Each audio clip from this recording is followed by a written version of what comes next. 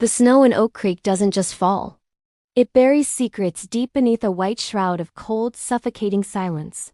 For 27 years, a single blue mitten sat in a cardboard evidence locker, gathering dust and losing its once vibrant hue. The case of Sarah Miller was a tomb, sealed by the primitive limitations of 1990s technology and the relentless, unforgiving passage of time.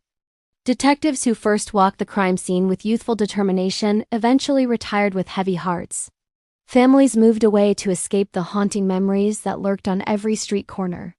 And Sarah's name became nothing more than a tragic whisper in the dusty archives of cold cases. But in the shadows of a climate-controlled storage facility, one microscopic detail, a synthetic fiber so small it is virtually invisible to the human eye, was about to scream the truth. You think you know how cold cases are solved through simple DNA, but this isn't just a story about biology. This is a story about a killer who thought he was safe because he played by the rules of the past, completely forgetting that the future was coming for him with a digital vengeance that knows no expiration date. It was November 14, 1996. The town of Oak Creek was the kind of idyllic American suburb where people left their front doors unlocked, and neighbors knew each other's grocery lists. It was a place of perceived safety, a bubble that was about to be burst by a predatory darkness. Sarah Miller was 22 years old, a brilliant graduate student with a penchant for leather-bound books, late-night black coffee, and a future that stretched out like an open highway. She was the light of her family's life, vibrant, ambitious, and deeply kind. On that fateful Thursday, the air was crisp, smelling of wood smoke and the sharp metallic tang of incoming winter. She was last seen leaving the university library at 9:14 p.m., waving a brief, cheerful goodbye to the security guard, her breath misting in the freezing air. She had a mountain of finals to study for and a cat waiting at home. She never arrived. Her car, a silver sedan, was found the next morning in a shallow ditch 3 miles from her apartment. The engine was cold by then, covered in a thin layer of frost, but the driver's side door stood wide open, a silent, gaping mouth in the wilderness. There were no signs of a struggle, no broken glass, and no fingerprints that didn't belong to Sarah herself.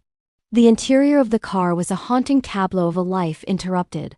A half-finished latte had spilled onto the floor mat, soaking into the fabric like a dark, spreading omen. Her purse was still on the passenger seat, containing her wallet and a few crumpled receipts. Nothing was stolen. This wasn't a robbery. It was a subtraction. The atmosphere in Oak Creek shifted instantly from serene to suffocating. As the sun dipped below the horizon that first night, the woods near the highway felt heavier, as if the trees themselves were leaning in to hide the truth. To understand the horror, we must reconstruct the final moments. Imagine Sarah driving home, the heater humming a low, comforting tune against the freezing night. Suddenly, bright headlights flash in her rearview mirror. A vehicle pulses behind her, signaling for her to pull over. Is it a flat tire she didn't feel? An unmarked police car? A neighbor in distress? She slows down, her heart rate perhaps quickening just a fraction. As she steps out of the car, the sharp, rhythmic crunch of gravel under her boots is the last sound of her freedom. A figure emerges from the darkness, not a monster from a horror movie, but a man who looks like a neighbor. Someone who projects an aura of mundane safety. The tension in that moment is a physical weight, a suffocating pressure in the lungs. Within seconds, the silence of the woods swallows her whole, and the world moves on, oblivious to the void left behind. The initial investigation was a frantic, desperate race against the elements. Search parties numbering in the hundreds combed through the dense brush, their flashlights cutting through the falling snow like desperate beacons in a storm. Dogs were brought in, but the rising wind and the biting cold dampened the scents. Days turned into agonizing weeks, and weeks into hollow months. The police had a list of suspects that grew and then withered. The ex-boyfriend with a documented temper, the socially awkward janitor at the library who watched her too closely, the drifter spotted at a nearby gas station. But each lead turned into a frustrating dead end. The only physical evidence found was that single blue mitten, discovered 2 miles from the car, snagged on a rusted barbed wire fence at the edge of a forgotten farm. It was stained with a tiny, almost imperceptible smudge of dark grease. In 1996, That grease meant nothing to the investigators. They lacked the chemical vocabulary to understand what it was telling them. The case went cold. The files were boxed up and moved to the basement. Sarah's mother kept her bedroom exactly as it was for 20 years, the books on the shelf, the unmade bed waiting for a girl who would never come home while the killer lived among them, breathing the same air, attending the same town halls, and blending into the mundane fabric of everyday life like a ghost in plain sight. For over 2 decades, the Mitten murder was a local legend used to scare teenagers into coming home before dark. Then came Elias Thorne, a young forensic technician with a specialty in trace evidence and a stubborn streak that bordered on obsession. In 2023, he pulled the Miller file. Using a cutting-edge technique called vacuum metal deposition, a process that uses gold and zinc vapors to reveal prints and marks on surfaces previously thought to be dead, he revisited the blue mitten. He wasn't looking for DNA yet. He was looking at the grease. Through advanced mass spectrometry, he discovered that the smudge wasn't just industrial lubricant. It contained traces of a very specific, rare hydraulic fluid used almost exclusively in a particular model of 1990s heavy-duty tow trucks that were often sold to independent contractors. In the tri-state area, this was the one detail. The killer wasn't a drifter. He was a professional who used his vehicle as a lure and a weapon. The police reopened the archives, narrowing down the registered owners of those specific trucks in the county during the winter of 1996. One name popped up, a name that had been buried in the original files. Thomas Vance. Vance had been questioned briefly in the weeks following the disappearance because he had worked a late-night shift for a local towing company. However, he had been dismissed because he had a reliable alibi provided by his wife, who claimed he was home by 10 p.m. But when detectives visited the now elderly Vance in his quiet retirement home, the shadow of the past finally caught up. Modern DNA testing was finally applied to the interior fibers of the mitten, evidence that was once impossible to extract without destroying the sample. They found a single, microscopic skin cell. It didn't match Sarah. It matched the DNA profile of Thomas Vance, which had been entered into the system following a minor assault charge years later. The investigation didn't stop there. They obtained a warrant for Vance's old property, a farmhouse he had sold a decade prior.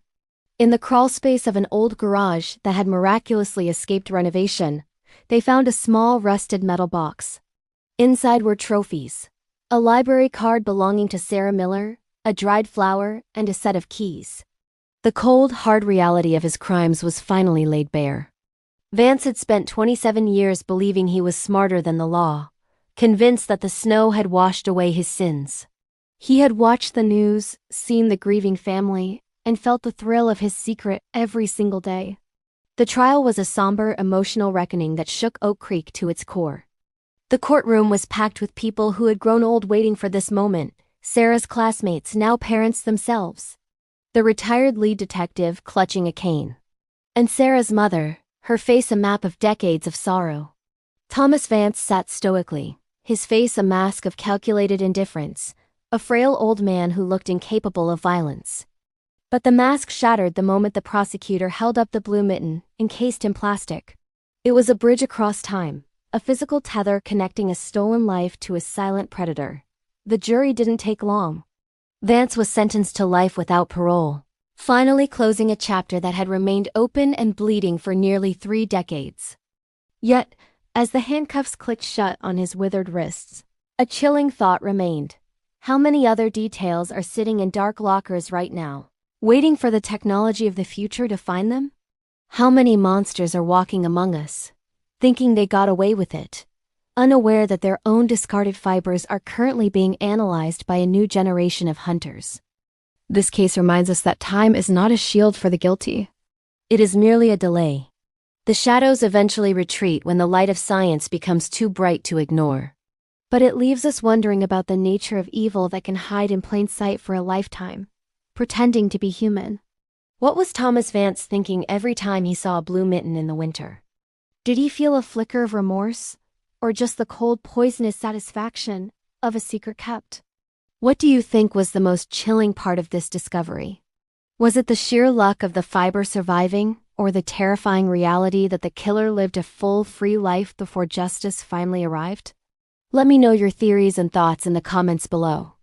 If you want to dive deeper into the dark corners of unsolved mysteries and the incredible science that finally brings the truth to light, make sure to hit that subscribe button and turn on notifications for Dark Case Files. We don't just tell stories. We hunt for the truth, one detail at a time. Don't let the fire go out. Stay vigilant, stay curious, and stay tuned for the next file. The truth is never as buried as it seems.